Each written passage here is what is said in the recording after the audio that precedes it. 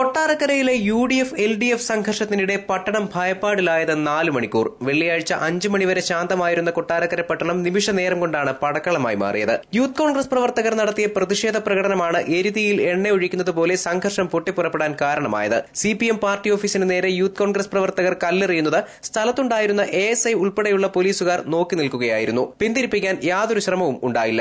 ഈ സമയം പുത്തൂരിൽ MM മണി പങ്കെടുക്കുന്ന കാരിക്കൽ ബാബു അനുസ്മരണ ചടങ്ങിന് പോയിരുന്ന കൊട്ടാരക്കര CI GD വിജയകുമാർ തിരികെ എത്തിയ ശേഷമാണ് പോലീസ് ഒന്ന് അനങ്ങിയത്. വടിയും തടിയുമായി കൊടിയും മുഖത്ത് ചുറ്റി എന്തിനും തയ്യാറായി LDF പ്രവർത്തകർ എത്തിയിട്ടും അംഗബലത്തിലെ കുറവ് കാരണം പോലീസ് കാണാത്ത ഭാവത്തിൽ നിന്നു. കോൺഗ്രസ് പ്രവർത്തകരുടെ വീടുകൾ തെരഞ്ഞുപിടിച്ച് നേതാക്കളെ മർദ്ദിക്കുന്നത് പോലീസിനെ കണ്ടു നിൽക്കാനേ കഴിഞ്ഞുള്ളൂ. സംഘർഷം ആരംഭിച്ച നിമിഷ നേരങ്ങൾക്കുള്ളിൽ വ്യാപാരികൾ കടകൾ മുഴുവൻ അടച്ചുപൂട്ടി. തുടർന്ന് ഭയചകിതമായ മണിക്കൂറുകളായിരുന്നു പട്ടണമാകെ. സ്വകാര്യ വാഹനങ്ങളും സ്ത്രീകളും കുട്ടികളും അടക്കം സമരക്കാരുടെ കണ്ണിൽ നിന്ന് ഓടിമറയാൻ പെടാപ്പാടുപെട്ടു. വഴിനീളെ കുറുവടികളുമായി പ്രവർത്തകർ പട്ടണം കൈയടക്കുകയായിരുന്നു. News bureau, Kottarakkara.